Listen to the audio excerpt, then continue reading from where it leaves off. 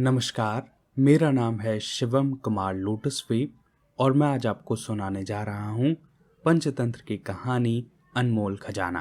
पहले समय में वाराणसी नगर में एक भिश्ती रहा करता था। उसका नाम था श्रवण। श्रवण बहुत मेहनती युवक था। दिन भर वह अपनी बहंगी में गंगा से जल भरकर लोगों के घर पहुंचाता था। फिर भी उसे 2 वक्त की रोटी मुश्किल से ही प्राप्त होती थी। उसका घर भी टूटा फूटा था। उस बेचारे के पास इतना पैसा कभी इकट्ठा होता ही नहीं था कि वह अपने घर की मरम्मत करा सके। श्रवण में एक खूबी यह भी थी कि वह बहुत ही मधुभाषी था। सबसे विनम्रता पूर्वक बात करता था, चाहे वह उम्र में छोटा ही क्यों न हो। दूसरों की सेवा करने में उसे आनंद प्राप्त होता था। उसके इन्हीं गुणों के कारण नगर के एक धनाढ्य व्यापारी ने काशी राज के महल में जल पहुंचाने के काम में उसे लगवा दिया। एक बार वह अपनी बहंगी में पानी के बर्तन लादे रास्ते से गुजरा। तभी उसे रास्ते में एक रुपया पड़ा दिखाई दिया। रुपया चांदी का था। श्रवण को अपनी आंखों पर विश्वास ही नहीं आ रहा था। उसने बहंगी जमीन पर रखी और रुपया उठा लिया। चांदी का रुपया पाकर वह खुशी से फूल उठा। चांदी का रुपया उस जैसे गरीब के लिए तो आकाश कुसुम के समान था। जिंदगी में पहली बार अपने हाथ में वह चांदी का रुपया देख रहा था। उस बेचारे को तो पेट भरने के लिए भी रोटी बड़ी मुश्किल से मिलती थी। माँ बाप तो उसके बचपन में ही स्वर्ग से धार गए थे। तब से ही वह दूसरों के लोगों की दया पर जिया करता था। फिर जब वह बड़ा हुआ तो भिश्ती का काम करने लगा। कठोर परिश्रम, रूखी सूखी रोटी, तन ढकने के लिए नाम मात्र के कपड़े, बस यही जिंदगी थी उसकी। वह रुपए को हाथ में रखकर अनेक सपने संजोने लगा। उसके सामने सबसे बड़ी समस्या यह थी कि वह इस रुपये को कहाँ रखे। अपने मकान में तो वह रख ही नहीं सकता था। उसके टूटे फूटे जीर्ण शीर्ण मकान में रखने पर कोई चोर उसे चुरा सकता था और इस समय तो वह घर भी नहीं जा सकता था। तब वह रखे भी तो कहाँ रखे। इस प्रश्न ने श्रवण को चिंतित कर दिया। चिंतित भी क्यों न होता। बेचारे को मुद्दत के बाद एक चांदी का रुपया मिला था, वह भी बिना किसी मेहनत के। उसके लिए यह 1 रुपया किसी अनमोल खजाने से कम न था। श्रवण कुछ देर वहीं बैठा रहा। वह बार बार यही सोचता रहा कि उस रुपये को कैसे संभाल कर और कहाँ रखे। उसकी समझ में कुछ भी नहीं आ रहा था। काफी देर तक सोच विचार करने के बाद उसके दिमाग में एक बात आई। राजमहल के उत्तर में एक बहुत पुराना किला था। उसकी दीवार की ईंटें कई जगह से निकलकर गिर गई थीं। उस रुपये को छिपाने के लिए इससे अच्छी जगह और कोई नहीं हो सकती थी। बस उसने वह रुपया वहीं छिपाने का निश्चय कर लिया। वह तत्काल पुराने किले में पहुंचा। एक जगह उसने किले की दीवार की एक ईंट उखाड़ी और रुपया उसमें छिपा दिया। फिर उसने वही ईंट उस स्थान पर लगा दी। उसके बाद उसने अच्छी तरह से दीवार को पहचाना और ईंटें गिन ली। तत्पश्चात वह किले से बाहर निकल आया। बाहर आकर उसने ईंट की स्थिति के बारे में मन ही मन दोहराया। पीपल के पेड़ से लगी दीवार में सबसे किनारे की ओर नीचे से 10 फीट। बस वह यही बार बार रटता हुआ वापस लौट पड़ा। श्रवण की प्रसन्नता का आज कोई ठिकाना न था। वह मन ही मन ये सोच रहा था, अब मैं कोई मामूली आदमी नहीं हूँ, पूरे 1 रुपए का मालिक हूँ। मेरे पास अपना खजाना है जो इस पुराने किले में दबा हुआ है। अब मुझे चाहे कितने भी कष्ट क्यों ना उठाने पड़े, अपने विवाह से पहले मैं इस खजाने को हाथ नहीं लगाने वाला। विवाह का विचार मन में आया तो वह तरह तरह की कल्पनाएं करने लगा। विवाह के पश्चात मेरी भी एक प्यारी सी दुल्हनिया होगी। वह अपने नरम नरम हाथों से मेरे लिए सुबह खाना बनाकर खिलाया करेगी। मैं भी उसे खूब प्यार किया करूंगा। फिर मेरे बच्चे होंगे। मैं अपने बच्चों को अपनी पीठ पर बिठाकर उनका घोड़ा बना करूंगा। श्रवण का एक पड़ोसी, जिसे वह चाचा कहता था, उससे पहले भी वह कई बार विवाह की चर्चा कर चुका था, लेकिन श्रवण हर बार उसे टाल जाता था। उसका एक ही उत्तर होता था, चाचा अभी अपना गुजारा तो बड़ी मुश्किल से चल पाता है। शादी कर लूंगा तो दुल्हन को कहाँ से खिलाऊंगा। घर गृहस्थी के जो 1000 झंझट होते हैं उसे कैसा पूरा कर पाऊंगा। किंतु अब वह पूरे 1 रुपए का मालिक था। रुपए के कारण आज उसके मन में शादी की इच्छा जागृत होने लगी। उस दिन श्रवण ने बड़ी उमंग के साथ अपना काम समाप्त किया। जहां जहां वह पानी पहुंचाता था पहुंचाया। उसके बाद वह सीधा उस पड़ोसी के पास जा पहुंचा जो उससे कई बार विवाह करने का आग्रह कर चुका था। पड़ोसी ने पहले की भांति जब उससे विवाह के बारे में चर्चा की तो इस बार श्रवण इनकार न कर सका। परिणाम स्वरूप उसके पड़ोसी ने कुछ ही दिन बाद उसका विवाह एक रूपवती किंतु एक निर्धन व्यक्ति की कन्या से करा दिया। श्रवण की पत्नी सचमुच एक आदर्श पत्नी साबित हुई। कुछ ही दिनों के बाद उसने अपनी सेवा शुश्रूषा से अपने पति का मन मोह लिया। श्रवण भी उससे खूब चाहता था। वह उसके लिए नई नई चीजें खरीदना चाहता था, किंतु उसके पास पैसा न था। बस 1 रुपया था जो उसने पुराने किले की दीवार में छिपाया हुआ था। अतः अब उसने ये निश्चय किया कि अब उसे उस रुपए को खर्च ही कर लेना चाहिए। आखिर नया विवाह हुआ है, दुल्हन को घुमाना फिराना भी तो चाहिए। विवाह तो जिंदगी में एक बार होता है, ऐसी खुशी का मौका बार बार थोड़ी मिलता है। उसकी पत्नी की भी इच्छा थी वह अपने पति के साथ घूमे फिरे, किंतु बेचारी संकोचवश कुछ कह नहीं पाती थी। लेकिन एक दिन जब स्वयं श्रवण ने उसे घूमने फिरने का प्रस्ताव रखा तो वह तुरंत तैयार हो गई।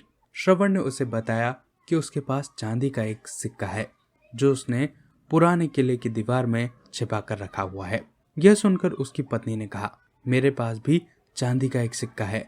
इस तरह हमारे पास 2 चांदी के सिक्के हो जाएंगे। इतने पैसों से तो हम बनारस ही नहीं आसपास के क्षेत्रों के भी आराम से सैर कर पाएंगे। वैसे भी हमने घर गृहस्थी की बहुत सी चीजें खरीदनी है। चांदी के 2 सिक्कों से तो हमारा सारा काम बहुत अच्छी तरीके से हो जाएगा। तब फिर ठीक है, श्रवण ने खुश होकर कहा, तुम तैयार हो जाओ, मैं अभी वह सिक्का लेकर आता हूँ। उस समय दोपहर का समय था। प्रचंड गर्मी पड़ रही थी। सूर्य देवता जैसे पृथ्वी पर आग बरसा रहे थे। सभी लोग अपने अपने घरों में बैठे गर्मी से राहत पाने की कोशिश कर रहे थे। लेकिन ऐसी गर्मी में भी श्रवण अपना खजाना निकालने के लिए पुराने किले की ओर दौड़ा जा रहा था। नई नवेली पत्नी को प्रसन्न करने की इच्छा कुछ होती ही ऐसी है। उस समय बनारस के राजा अपने महल की झरोकों से बाहर की ओर झांक रहे थे। इतनी तेज धूप में उन्होंने श्रवण को इस तरह भागते देखा तो उन्हें बहुत आश्चर्य हुआ। उन्हें इसका कारण जानने की उत्सुकता हुई। अतः उन्होंने 2 सैनिक बुलाए और उन्हें आदेश दिया, प्रहरी नीचे जाओ, सड़क पर एक आदमी अंधाधुंध दौड़ा जा रहा है, तुम उसे हमारे पास ले आओ। हम जानना चाहते हैं कि वह ऐसा क्यों कर रहा है। दोनों सैनिकों ने आदेश का पालन किया। वे श्रवण को लेने के लिए नीचे चले गए। लेकिन जब वह नीचे पहुंचे तब तक श्रवण काफी दूर निकल चुका था। बेचारे सैनिकों को उसे पकड़ने के लिए बहुत परिश्रम करना पड़ा। वे बड़ी कठिनाई से श्रवण को पकड़ सके। स्वयं को इस प्रकार सैनिकों द्वारा पकड़े जाते देख श्रवण भयभीत हो गया। वह सैनिकों के सामने गिड़गिड़ाया, भैया मुझे मत पकड़ो, मैंने कोई अपराध नहीं किया है। घबराओ मत नौजवान, हम तुम्हें कोई सजा दिलवाने नहीं ले जा रहे हैं। तो फिर? हमारे महाराज तुमसे ये जानना चाहते हैं कि तपती दोपहरी में तुम इस प्रकार कहाँ दौड़े जा रहे थे। भैया तुम मुझे इस समय जाने दो, मुझे बहुत आवश्यक काम है। अपना आवश्यक काम फिर कभी कर लेना, पहले तुम हमारे साथ चलो और महाराज को वह कारण बताओ जिसके लिए तुम दौड़े जा रहे थे। परंतु वह राजाज्ञा है मूर्ख, राजाज्ञा का उल्लंघन करने पर तुझे कारावास में दंड भी मिल सकता है। व्यवस्था थी, श्रवण को उनके साथ जाना ही पड़ा। वह महाराज के सामने पेश किया गया। भय से कांप रहा था, क्या पता महाराज कौन सा दंड सुना दे। किंतु काशी नरेश ने जब उसे आश्वस्त किया तो उसकी जान में जान आई। हाँ तो नौजवान, अपना नाम और अपना काम बताओ, और यह भी बताओ इतनी तपती दोपहरी में तुम कहाँ और किस कारण दौड़े जा रहे थे। अन्नदाता, मेरा नाम श्रवण है, मैं आपके राजमहल में भिश्ती का काम करता हूँ। इस समय मैं एक विशेष काम से जा रहा था। यदि मुझसे कोई अपराध हो गया हो तो मैं क्षमा चाहता हूँ महाराज, श्रवण ने कहा। भयभीत न हो युवक, महाराज ने कहा, तुमने कोई अपराध नहीं किया है। तुम इतनी तेज धूप में कहाँ दौड़े जा रहे थे। हमने सोचा तुम्हें कोई कष्ट तो नहीं है। इतनी तेज धूप में कोई ऐसे ही नहीं दौड़ा जाता, इसलिए हमने तुम्हें यहाँ बुलावा भेजा। बताओ तुम्हें कोई कष्ट तो नहीं है। अपनी प्रजा के कष्ट दूर करना हमारा कर्तव्य है। आप सत्य कहते हैं अन्नदाता, किंतु मुझे कोई कष्ट नहीं है। मैं तो अपने एक आवश्यक कार्य से दौड़ा जा रहा था। क्या है वह आवश्यक कार्य? अन्नदाता, मैंने पुराने महल में कुछ पैसे छिपा कर रखे हैं, उन्हीं को लेने जा रहा था। तब तो कोई बड़ा खजाना होगा। महाराज ने मुस्कुराकर पूछा। नहीं महाराज, बहुत बड़ा तो नहीं है, पर मेरे लिए जितना भी है वह किसी अनमोल खजाने के समान है। बताओ तो सही, कितने रुपए हैं? कम से कम 1 लाख तो होंगे ही। नहीं नहीं महाराज, इतने नहीं हैं। 1 लाख नहीं है तो फिर 10, 20, 30 या फिर 40,000 होंगे। थोड़े से धन के लिए तो कोई इस तपती दोपहरी में इतना परिश्रम नहीं करता। महाराज, आप अन्नदाता हैं। आपके सामने अपना मुंह खोलने में मुझे शर्म सी आती है। शर्म न करो युवक, बताओ कितने रुपए हैं? महाराज, मेरे पास सिर्फ 1 ही रुपया है, जो मैंने पुराने किले की दीवार में छिपा कर रखा है। मैंने सोचा जब मेरा विवाह होगा तब मैं उसे निकाल लूंगा। अब मेरा विवाह हो गया है, इसलिए मैं वह रुपया लेने जा रहा था। घर में मेरी पत्नी मेरी राह देख रही होगी। मैंने उसे बनारस की सैर कराने का वचन दे रखा है। खोदा पहाड़ और निकली चुहिया। श्रवण के मुंह से 1 रुपए की बात सुनकर महाराज ने जोर से ठहाका लगाया और हंसने लगे। उन्हें श्रवण के भोलेपन पर हंसी भी आ रही थी और अपनी पत्नी के प्रति उसके प्रेम को देखकर वह मन ही मन प्रसन्न भी हो रहे थे। उन्हें ठहाका लगाता देख श्रवण घबरा गया। बोला, महाराज मुझे क्षमा करे, मेरे कारण आपको व्यर्थी कष्ट हुआ। अरे नहीं, ऐसी बात नहीं है युवक, हंसते हुए महाराज बोले। मैं तो ये सोच रहा था कि मैं तुम्हारी किस तरह सहायता करूं। सुनो, उस रुपए को भूल जाओ। उसके बदले मैं तुम्हें अपने खजाने से 100 रुपए दिलवा देता हूँ। 100 रुपए लो और अपनी पत्नी के साथ सैर सपाटे का आनंद लूटो। परंतु महाराज, श्रवण बोला, मैं वह रुपया लेने अवश्य जाऊंगा। ओह, समझा। महाराज बोले, लगता है तुम्हें 100 रुपए कम लगते हैं। ठीक है, हम तुम्हें 200 रुपए देते हैं। अब तो खुश हो? अपराध क्षमा हो अन्नदाता, फिर भी मैं वह रुपया लेने तो अवश्य जाऊंगा। महाराज फिर हंस पड़े और हंसते हंसते बोले, तुम वहां जाने का विचार छोड़ दो युवक, चलो हम तुम्हें 500 रुपए देते हैं। नहीं महाराज, ऐसा नहीं हो सकता, मैं वह रुपया लेने तो अवश्य जाऊंगा। 1,000 रुपए देता हूँ। 1,000 रुपए कम नहीं होते? 1,000 रुपए लो और अपने घर जाओ। तुम्हारी पत्नी तुम्हारा इंतजार कर रही होगी। महाराज, आप तो मुझे लज्जित कर रहे हैं। आप मेरे स्वामी हैं, अन्नदाता हैं। आपका अनुरोध मैं कैसे ठुकरा सकता हूँ? आपसे रुपए तो मैं अवश्य लूंगा, किंतु उस रुपए को भी अवश्य लाऊंगा। वहां मौजूद सभी लोग श्रवण की इस मूर्खतापूर्ण हट पर खींच रहे थे। उन्हें आश्चर्य हो रहा था कि कोई व्यक्ति ऐसा कैसे हो सकता है जो इतने रुपए मिलने पर भी अपने 1 रुपए को नहीं छोड़ना चाहता और बार बार एक ही रट लगाए हुए है। मैं वह रुपया अवश्य लाऊंगा। न जाने इसने महाराज पर क्या जादू कर दिया है। वह भी अधिक से अधिक रुपए देने की घोषणा करते जा रहे हैं। काशी नरेश रुपये की संख्या बढ़ाते जा रहे थे, किंतु श्रवण अपनी हट पर अड़ा हुआ था। श्रवण की हट देखकर अंततः महाराज ने श्रवण से कहा, युवक मुझे बताओ, आखिर तुम क्या चाहते हो? तुम जितना धन चाहोगे मैं दूंगा, किंतु अपने उस रुपए की हट को छोड़ दो। अन्नदाता क्षमा करें, आपका हर आदेश शिरोधार्य है। श्रवण ने कहा, किंतु मैं अपना वह रुपया किसी भी कीमत पर नहीं छोड़ सकता। अंत में महाराज ने अपना एक विचित्र निर्णय सुना दिया। सुनो युवक, हम तुम्हें अपना आधा राज्य देने के लिए तैयार हैं, बशर्त तुम उस रुपए की हट को छोड़ दो। महाराज के इस आग्रह को ठुकराने के श्रवण में हिम्मत न हुई। उसने यह प्रस्ताव स्वीकार कर लिया। महाराज को इससे बड़ी प्रसन्नता हुई। इसे उन्होंने अपनी एक जीत माना, क्योंकि अंततः वह उस हठी युवक को अपनी बात मनवाने में कामयाब हो गए थे। फिर वह श्रवण से बोले, युवक सच में तुम बहुत हठी हो। हमें विश्वास है तुम जिस भी चीज पर विचार कर लेते हो उसे पूरा कर कर ही दम लेते हो। साथ ही तुम बुद्धिमानी और परिश्रमी भी बहुत हो। छोटा मोटा लालच तो तुम्हें डिगा ही नहीं सकता। आखिर तुम माने भी तो हमारा आधा राज्य लेकर।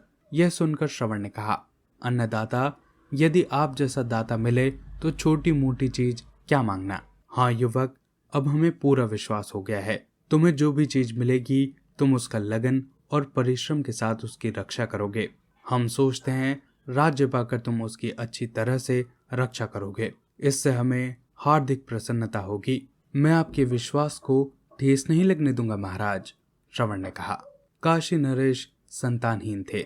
श्रवण जैसा साहसी युवक पाकर वे अपनी संतान के समान उसे स्नेह करने लगे। वे ये सोचने लगे कि मेरी स्वयं की तो कोई संतान नहीं है, अतः मैं उस युवक को ही राज्य का उत्तराधिकारी बना दूंगा। श्रवण के लिए यह सब किसी सपने से कम न था। वह तो कभी कल्पना भी नहीं कर सकता था कि वह एक दिन राजा बन जाएगा। इसके साथ उसका मन यह भी कह रहा था कि यह सब उसी 1 रुपये का प्रताप है। वह सिक्का मेरे लिए बहुत ही कल्याणकारी साबित हुआ। न उसे उस दिन वह 1 रुपये का सिक्का मिलता और न वह उसे पुराने किले में छिपाता। फिर न तो उसका विवाह होता और न पत्नी को प्रसन्न करने के लिए वह भरी दोपहर में सिक्के को लाने के लिए पुराने किले की ओर दौड़ता। फिर न तो महाराज की नजर उस पर पड़ती और न आधा राज्य उसे मिलता। उधर महाराज के इस निर्णय से उनके दरबारी भी स्तब्ध थे। क्या निर्णय कर डाला है महाराज ने? भला ये राज्य कैसे चला पाएगा जिसने घर पानी पहुंचाने के अतिरिक्त और कोई काम किया ही नहीं है? वह राज्य कैसे संभाल पाएगा? लगता है महाराज विक्षिप्त हो गए हैं। तभी तो ऐसा विचित्र निर्णय कर डाला है। तभी महाराज के शब्द को सुनकर सभी का ध्यान भंग हुआ। वे कह रहे थे, देखो श्रवण, अब तुम कोई साधारण आदमी नहीं रहे, अब तुम एक राजा हो।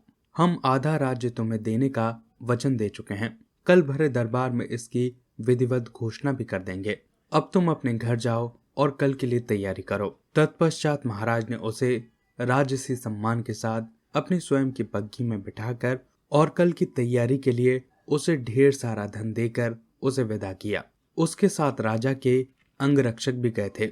श्रवण जब अपने टूटे फूटे मकान के पास पहुंचा तो दूर से उसे अपनी पत्नी दरवाजे पर प्रतीक्षा करती दिखाई दी।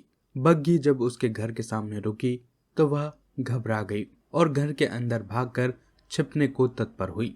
लेकिन जब श्रवण ने उसे प्यार से पुकारा और फिर स्वयं भी बग्घी से उतरकर उसके सामने जा खड़ा हुआ तो वह देखती ही रह गई। आश्चर्य से उसकी आंखें फटी जा रही थी। कभी वह अपने पति को देखती तो कभी वह बाहर खड़ी होकर सरकारी बग्घी और अंगरक्षकों को। ये सब क्या है स्वामी? बड़ी मुश्किल से उसके होठों से बोल फूट सका। चमत्कार देवी, चमत्कार, मैं राजा बन गया। और फिर श्रवण ने अपनी पत्नी को आरंभ से लेकर अंत तक घटी सारी बातें कह सुनाई। सुनकर उसकी पत्नी भी अत्यंत प्रसन्न हुई और खुशी खुशी अगले दिन की तैयारी में लग गई। फिर तैयार होकर दोनों पति पत्नी बाजार गए। वहीं उन्होंने मनपसंद ढेर सारी चीजें खरीदी, खूब घूमे फिरे और चहकते हुए घर लौट आए।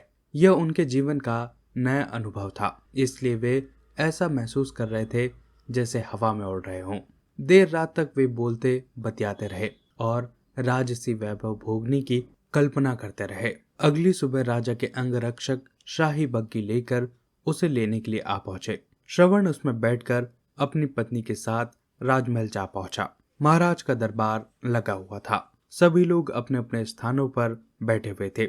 श्रवण भी राजा द्वारा बताए गए एक आसन पर बैठ गया। औपचारिकताओं को पूरा करने के बाद महाराज ने श्रवण को अपना आधा राज्य देने की घोषणा की। फिर श्रवण से पूछा, बोलो श्रवण, हमारे राज्य का कौन सा हिस्सा लोगे?